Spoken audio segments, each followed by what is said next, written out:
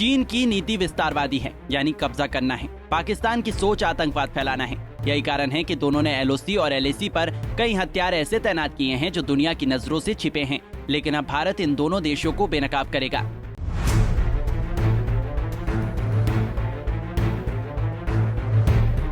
इस वीडियो में आप जिन गाड़ियों को रवाना होते हुए देख रहे हैं, ये हैं भारतीय सेना की मजबूत निगाहें। इनकी नजरों से बचना होगा मुश्किल। चीन और पाकिस्तान के लिए LAC और LOC पर अपने हथियारों को भारतीय सेना की नजरों से छिपाना अब आसान नहीं होगा।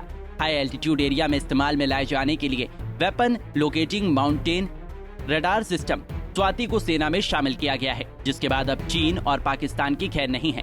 भारत और चीन की 1962 की लड़ाई के बाद चीन को मुंह की खानी पड़ी है, लेकिन वो अपनी विस्तारवादी नीतियों से बाज नहीं आ रहा है। हालांकि 1967, 1975, 1987 में भी सीमा पर झड़पें हुई, लेकिन 2017 में डोकलाम में चीन को ये पता चल गया है कि ये नया भारत है। 75 दिन तक भारत की सेना डटी रही और चीन को वापस जाने पर मजबूर कर दिया। फिर गलवान घाटी में 2020 में चीन ने फिर सीमा को क्रॉस कर हमला किया, जिसमें भारत के 20 जवान शहीद हुए तो चीन के 40 सैनिक मारे गए। अब भारत ने चीन की सीमा पर अपना दबदबा बना लिया है।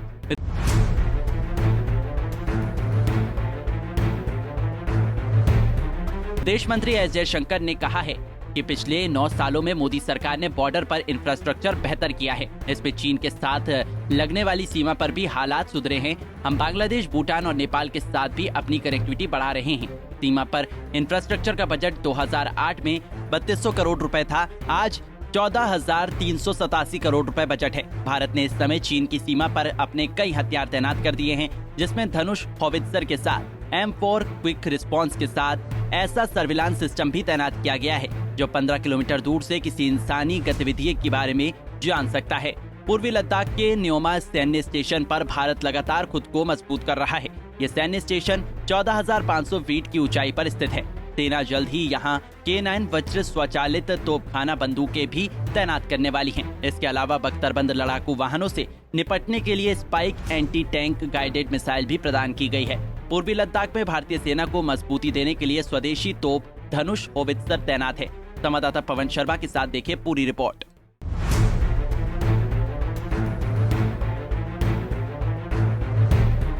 नमस्कार, आप देख रहे हैं पंजाब केसरी टीवी और मैं हूं पवन शर्मा। आज हम बात करेंगे चीन और पाकिस्तान की इस समय क्या स्थिति है। जी हां, चीन और पाकिस्तान ने पूरी दुनिया से बचाकर कुछ ऐसे हथियारों को LOC और LAC के पास तैनात किया है जिसका उन्हें अंदाजा है कि शायद किसी को पता ना चले, क्योंकि चीन ने कुछ ऐसे हथियार जो हैं वो पाकिस्तान को दिए थे और पाकिस्तान ने LOC पर तैनात किए हैं। लेकिन भारत अब वो पहले वाला भारत नहीं रहा है। अब भारत जो है बिल्कुल आगे बढ़ता जा रहा है और इस समय मजबूत स्थिति में है, वो चाहे LOC हो या फिर LAC, क्योंकि जो जानकारी मिली है कि भारतीय सेना के पास एक ऐसा सिस्टम है जो अब LOC और LAC पर लगा दिया गया है। जो हथियार पाकिस्तान और चीन ने LOC और LAC के पास छिपा कर रखे हुए हैं उनका पता चल जाएगा। जी हाँ, इस सिस्टम का नाम है स्वाति। उसको हरी झंडी देकर उन सिस्टम को रवाना कर दिया गया है। वो अब LOC और LAC पर तैनात होंगे और जो भी साजिश चीन और पाकिस्तान की होगी उसको ये बेनकाब करेंगे। चीन लगातार भारत से 1962 के बाद पिछड़ता जा रहा है, क्योंकि कई बार कोशिश की है चीन ने, क्योंकि उसकी नीति जो है वो विस्तारवादी है, उसका काम है कब्जा करना। लेकिन भारत की स्थिति इस समय अब पहले वाली नहीं है। हम बात करेंगे 1962 की, जब बार हुई थी चीन के साथ, तो उसके बाद लगातार कई बार चीन के साथ झड़पें LAC के ऊपर हुई थी, जिसमें प्रमुख थी 1967 की 1967 में सिक्किम बॉर्डर पर चोला के पास इसके साथ भारत और चीन की एक बार फिर लड़ाई हुई थी, जिसमें भारत के 80 के करीब जवान शहीद हुए थे और चीन को 400 सैनिकों की जो उनके सैनिक थे वो मारे गए थे।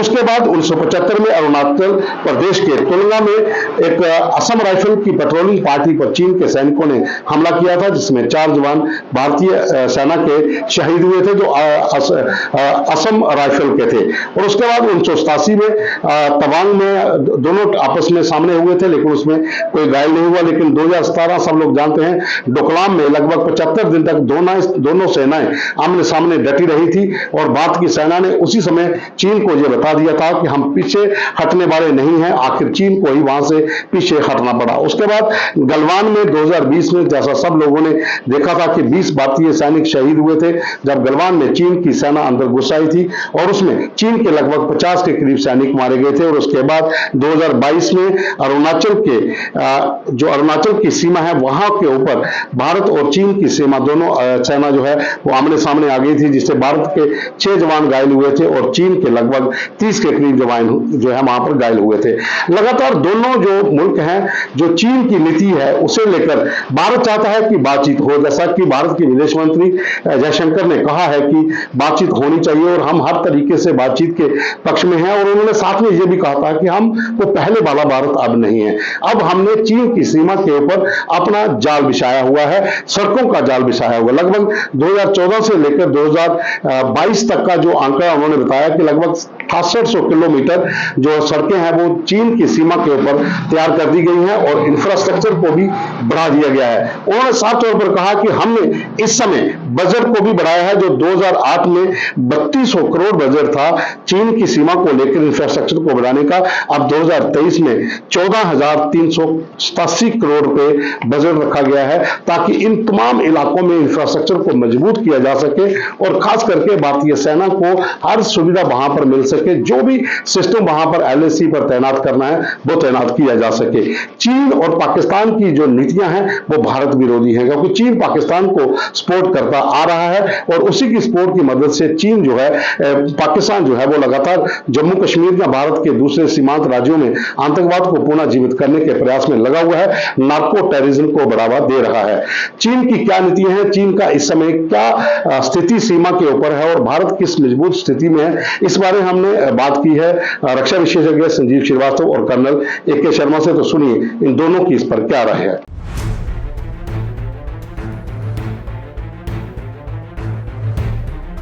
भारत के द्वारा तेज गति से किए जा रहे बॉर्डर एरियाज डेवलपमेंट प्रोग्राम के संदर्भ में अन्य जानकारियां देते हुए भारत के विदेश मंत्री श्री S जयशंकर ने यह भी बताया कि पिछले 8 वर्षों में 2014 से 2022 के बीच में भारत के द्वारा 6800 किलोमीटर लंबी सड़कों का निर्माण किया गया है। यदि इसकी तुलना 2008 से 2014 के कालखंड की करें तो उस समय जो सड़कों का निर्माण था वो लगभग 3600 किलोमीटर तक ही था। यदि ब्रिजेज की बात करें तो 2014 से 2022 के बीच में भारत के द्वारा बनाए गए ब्रिजेज की जो लंबाई है वो 22,000 मीटर से भी ज़्यादा तक की पहुंच चुकी है। जबकि इसकी तुलना यदि 2008 से 2014 तक के कालखंड के ब्रिजेज से करें तो उस समय ये जो लंबाई थी वो मात्र 7200 मीटर तक ही थी। और पिछले 3 वर्षों में भारत के द्वारा 5 टनल्स का निर्माण कंप्लीट कर लिया गया है। अरुणाचल प्रदेश में 1800 किलोमीटर लंबा फ्रंटियर हाईवे भी बन रहा है जो कि इंटर वैली कनेक्टिविटी को इंश्योर करेगा और बॉर्डर एरियाज़ की जो कनेक्टिविटी भारत के आंतरिक इलाकों से भी ये मजबूत और सशक्त बनाएगा और किसी भी कंटिजेंसी या युद्ध की स्थिति में हमारी फोर्सेस को मोबिलाइज करने में ये जो सारे जो निर्माण कार्य हैं बहुत ही बड़ा सपोर्ट प्रोवाइड कराने जा रहे हैं। और चाइना ने गलवान हिंसा के समय में भारत की सेनाओं के द्वारा चाइना को जिस तरीके का मुंहतोड़ जवाब दिया गया था उसमें बॉर्डर एरियाज़ का जो एक रोबस्ट और मजबूत इंफ्रास्ट्रक्चर मौजूद था उसने इसमें बड़ी मदद की थी। और आज भी भारत चाइना से जो मुंहतोड़ उसको जवाब दे रहा है, चाइना से बिल्कुल एक संकल्पबद्ध तरीके से मुकाबला कर रहा है, वो बॉर्डर एरियाज़ के इंफ्रास्ट्रक्चर डेवलपमेंट प्रोग्राम की वजह से संभव हो पा रहा है। और भारत इस कार्य को तेज गति से आगे बढ़ा रहा है। अन्य जो प्रोजेक्ट्स हैं वो भी टाइम बाउंड मैनर में कंप्लीट किए जा रहे हैं। और जाहिर है कि इस नए भारत की जो सोच है वो चाइना को लेकर के बहुत ही स्पष्ट है। चाइना एक ऐसा राष्ट्र है जो कि आधिपत्यवादी है, उपनिवेशवादी है, अवसरवादी है और विस्तारवादी है। और साथ ही साथ उसकी रणनीतिक थिंकिंग में धोखा है। ये जो नया भारत प्राइम मिनिस्टर मोदी के नेतृत्व का है, वो इस बात को जानता है कि चाइना का मुकाबला सिर्फ और सिर्फ पोजीशन ऑफ स्ट्रेंथ के साथ ही किया जा सकता है। चाइना के साथ कोई भी बातचीत तभी सफल हो सकती है, तभी उसमें प्रगति हो सकती है जब उसे शक्ति के साथ किया जाए।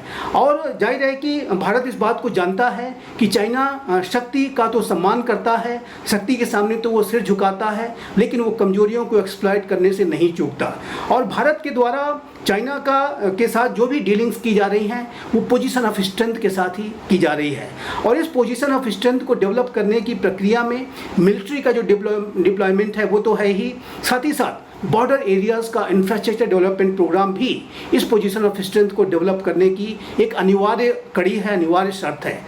इंटरनेशनल कोलैबोरेशन भी इसका एक अभिन्न अंग है। तो जाहिर है कि जो आज पोजीशन ऑफ स्ट्रेंथ चाइना के विरुद्ध भारत मजबूत बना रहा है, उसमें बॉर्डर एरियाज़ का इंफ्रास्ट्रक्चर डेवलपमेंट प्रोग्राम उसका एक अनिवार्य अंग है। और भारत इस बात को अच्छी तरह से जानता है कि इसी शक्ति के बल पर, जो कि बॉर्डर एरियाज़ के इंफ्रास्ट्रक्चर डेवलपमेंट से भी आएगी, मिलिट्री डिप्लॉयमेंट से भी आएगी, और मिलिट्री मॉडर्नाइजेशन से भी आएगी, इंटरनेशनल कोलैबोरेशन से भी आएगी, वो बहुत अनिवार्य है। और उसको करने के लिए भारत इंफ्रास्ट्रक्चर डेवलपमेंट प्रोग्राम को बॉर्डर एरियाज़ के बेहद गंभीरता के साथ कार्यों को आगे बढ़ाया जा रहा है। पिछली सरकारों की नीतियों को पलट दिया गया है, पिछली सरकारों की नीतियां गलत थीं।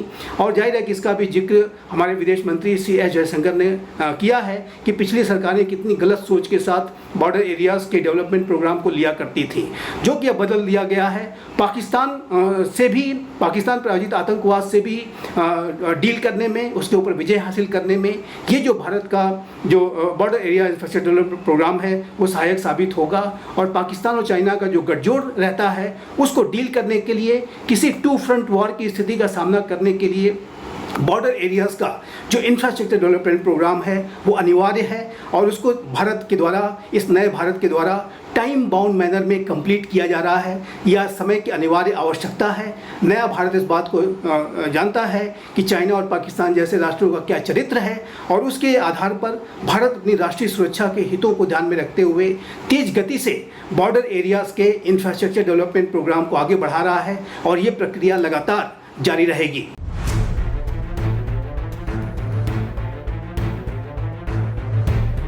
पंजाब केसरी के व्यूअर्स को मेरी तरफ से नमस्कार एंड जय हिंद। आज मैं आपको ईस्टर्न लद्दाख के बारे में बताने आया हूँ। आपको याद होगा 2020 में गैरवन घाटी में क्लैश हुई थी चाइना के साथ, और तब से ही हमारी डिप्लॉयमेंट ईस्टर्न लद्दाख में, चाहे वो LOC हो चाहे वो LAC, उसमें डिप्लॉयमेंट हमारी बढ़ती चली जा रही है और मजबूत होती चली जा रही है। जैसे कि आपको मालूम है, LAC के ऊपर चाइना और इंडिया दोनों की आर्मीज आई टू आई में खड़ी हैं। कोई भी हरकत हो तो एक दूसरे के ऊपर वो लड़ाई करने के लिए तैयार है। इसको और मजबूत करने के लिए अभी नया इक्विपमेंट, जो इंडिजिनस इक्विपमेंट है इंडिया में बना हुआ, उसको और भेजा जा रहा है। जैसे कि धनुष हाइवर्ट्स गन, धनुष हाइवर्ट्स गन भी जो ईस्टर्न लद्दाख में भेजी जा रही है, और इसकी भी डिप्लॉयमेंट वहाँ होगी। मैं थोड़ा सा आपको इस गाने के बारे में बता दूँ। ये 155 मिलीमीटर गन है, इसका कैलिबर है, और इसका रेंज 48 किलोमीटर तक है। ये हाई रेंज में भी, हाई एंगल में फायर कर सकती है, ये लो एंगल में भी फायर कर सकती है। ये राजस्थान के टेम्परेचर में भी काम करती है, और ये लद्दाख के लो टेम्परेचर में भी काम करने में सक्षम है।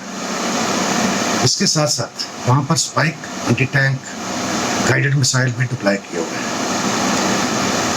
और इसके साथ साथ सर्विलेंस इक्विपमेंट वो 15 किलोमीटर तक वो थोड़ी छोटी से छोटी हरकत को भी स्पॉट कर लेता है। ये भी वहाँ पर डिप्लॉय किया हुआ है, ताकि दुश्मन कोई हरकत करे तो उसका फौरन पता हमें लग जाए। इसके साथ साथ में एक और गन जो इंडिजिनस बनी हुई है, वो भी इंडिया में बनी हुई है, K9 वज्र गन। ये सेल्फ प्रोपेल्ड गन है। ये भी 155 मिलीमीटर कैलिबर की है, और ये खुद अपने आप को शूट एंड स्कूट करके वो अपनी मोबिलिटी करके जगह बदल सकती है। ये सेल्फ प्रोपेल्ड गन है, इसका रेंज अराउंड 40 किलोमीटर के आसपास है, और ये भी लद्दाख में अभी डिप्लॉय की जा रही है। जैसे आपको पता है T-90 और T-72 टैंक पहले से ही डिप्लॉयड है लद्दाख में और उनको और मजबूत किया जा रहा है इन गनों से, अनसर्टिफाइड गन से और एंटी टैंक गाइडेड मिसाइल के साथ साथ। मेरी तरफ से आज इतना ही। Thank you. जय हिंद।